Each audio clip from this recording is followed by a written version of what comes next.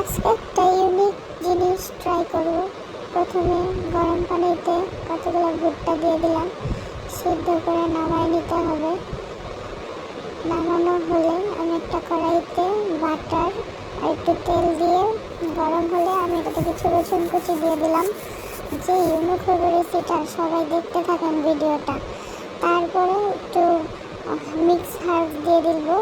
Mix herb দেওয়ার পরে একটু নেড়ে চেড়ে এটাতে দিয়ে দিতে হবে কিছু আটাটা নাড়তে হবে। নাড়ে একটু ভাজা ভাজা হলে দিয়ে দিতে হবে জাল করা দুধ। দুধটা ঘন হয়ে আসলে দিয়ে দিতে হবে লবণ আর চিনি। তারপর এটাতে একটু মজা করতে হবে গাইস। মজা করার জন্য দিয়ে দিতে হবে একটু ম্যাগি মশলা।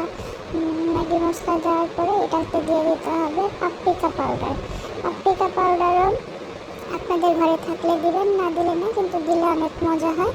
তারপর এটাতে আমি দিয়ে দেব কিছু চিজ। যার যেমন চিজ আছে দিয়ে দিলাম। আমার ঘরে এই চিজটা ছিল, আমি দিয়ে দিলাম। তারপর আর কি এটাকে মেশাতে হবে। চিজটা গলে যাওয়া পর্যন্ত এটাকে নাড়তে হবে। চিজটা গলে গেলে তারপরে এটাতে দিয়ে দিতে হবে সেই সিদ্ধ করা ভুট্টাগুলো। এই যে আমি দিয়ে দিলাম।